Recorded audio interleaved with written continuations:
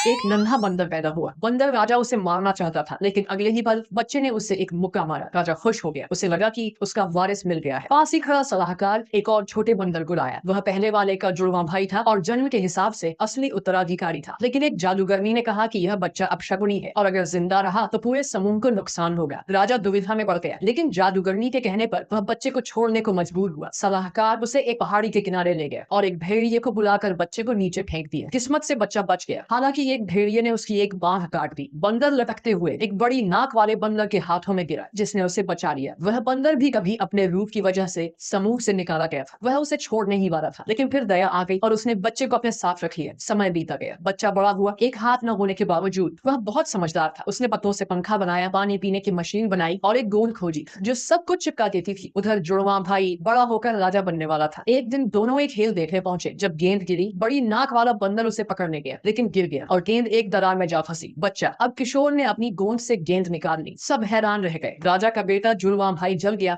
और गुस्से में आ गया। तभी सलाहकार और जादूगरनी को दोनों के पैरों की अंगुलियों में समानता दिखी, जो राजा की पहचान थी। उन्हें शक हुआ कि गिरा हुआ बच्चा अभी जिंदा है। राजा के बेटे ने उस किशोर को पकड़कर राजा के पास लाया, ये सोचकर कि वह गुस्से में आएगा। लेकिन किशोर ने राजा के लिए ताज बनाया, एक पानी की सतह से आईना दिखाया और सिंहासन बनाया। राजा बहुत खुश हुआ। जादूगरनी ने हमला करवाया और अफरा तफरी में राजा पहाड़ी से गिर गया। राजा को मरा समझकर जुड़वा भाई ने किशोर को भी धक्का दे दिया, लेकिन वह फिर से बच गया। इस बार वह धरती पर पहुंचा और वहां इंसानों जैसी चिड़िया शुतुरमुर्ग देखी। खाने के लिए उसे होड़ में वह पहली बार खड़ा हुआ और इंसानों की तरह चला, लेकिन तभी भेड़िए आ गए और वह दौड़ पड़ा। पीछे दौड़ते दौड़ते वह रफ्तार में शुतुरमुर्ग से भी आगे निकल गया। फिर वह एक झुंड में घुस गया और अंत में उसका सामना फिर से बंदर राजा से हुआ, जो अब बहुत कमजोर था। राजा ने अपनी गलती मानी और मरने से पहले दोनों भाइयों से साथ मिलकर काम करने की बात कही। राजा की मौत के बाद उसके बेटे ने परंपरा के अनुसार राजा की लाश खाने की कोशिश की, लेकिन किशोर ने उसे रोका और समझाया। आसमान में बिजली गिरी और सब डर गए। किशोर ने राजा की लाश को पत्थरों से ढक दिया। उसी वक्त बिजली ने पेड़ को आग लगा दी। पहली बार बंदरों ने आग देखी। किशोर ने उस आग से चीजें जलाई, लेकिन बारिश ने बुझा दी। फिर तूफान आया और उसे उड़ा ले गया। वही उसकी मुलाकात एक मादा बंदर से हुई। धीरे धीरे दोनों करीब आए और साथ रहने लगे। उन्होंने मिलकर आग का इस्तेमाल सीखा, भेड़ियों को भगाया और खाना पकाना शुरू किया। अब पेड़ पर रहने वाले बंदर उन्हें देखकर प्रभावित हुए और धीरे धीरे जमीन पर आने लगे। एक दिन एक छोटे बंदर ने पेड़ के नीचे एक गुफा में जाकर देखा कि डर का जो माहौल था वह जादूगरनी और पुराने राजा की चाल थी। अब सब सच्चाई जान चुके थे। बंदर अब किशोर के साथ आ गए, जिसे अब सब राजा मानने लगे। समय बीता, किशोर और मादा बंदर का बच्चा होने वाला था। उनका समूह अब औजार, आग और घर बनाना सीख चुका था, लेकिन जादूगरनी ने फिर हमला किया और सब कुछ जला दिया। गुस्से में सब पुराने राजा के पास गए। राजा ने लड़ाई की, लेकिन अब वह कमजोर पड़ चुका था। पेड़ में आग लग गई। किशोर ने उसकी पत्नी को बचाया, लेकिन खुद दब गया। पुराने राजा ने उसे बचाया और अंत में दोनों भाइयों ने एक दूसरे को गले लगाया। फिर सबने मिलकर नई जगह की ओर यात्रा शुरू की। आगे एक बेहतर